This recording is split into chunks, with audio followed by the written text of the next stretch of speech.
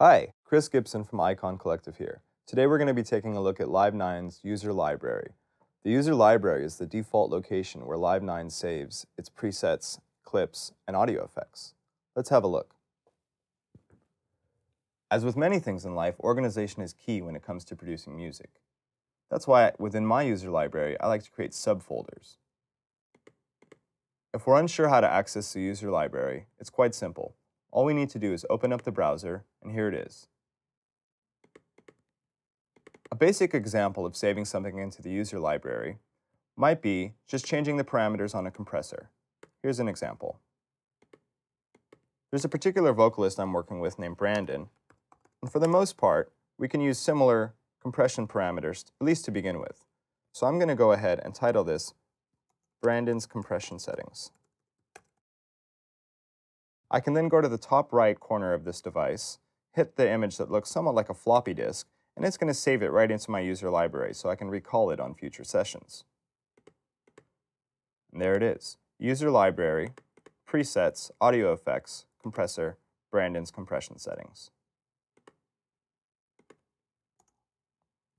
A slightly more interesting approach might be to actually group different devices together into an audio effects rack and save them for future use on sessions. This is easily achieved by simply selecting different devices whilst holding Shift, hitting Command-G will group them, and then we can actually save the audio effects rack.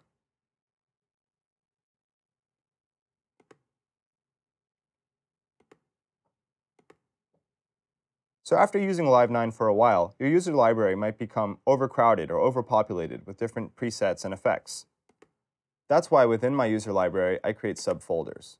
Here's an example. Within different audio effect racks, I separate them into time-based effects such as delays and reverbs, dynamic effects such as compression, DJ-style racks, different ideas for vocal effects, and even wildcards for glitch and randomness. More than just presets of devices, we can actually store clips into our user library. Sometimes when I'm writing a song, I'll write a chord progression and then actually realize, hey, this song might not be going anywhere, but I really did spend some time on the progression. That's why I'll often just save the progression into a subfolder of my clips in my user library called chords, my progressions, and the more organized you get, the better it is.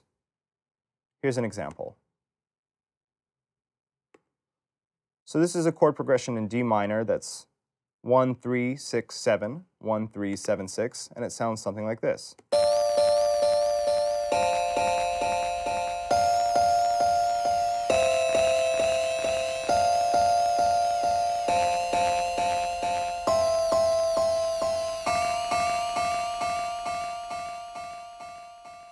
You can even retain a whole track, its devices, and clips by dragging it into the user library for use on future live projects.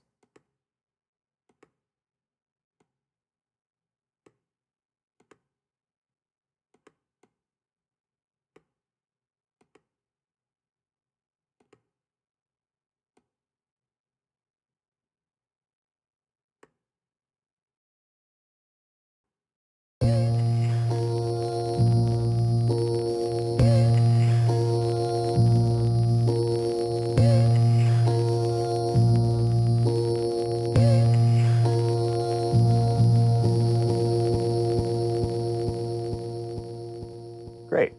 I hope you found that informative. This is Chris Gibson from Icon Collective. Thanks a lot for watching.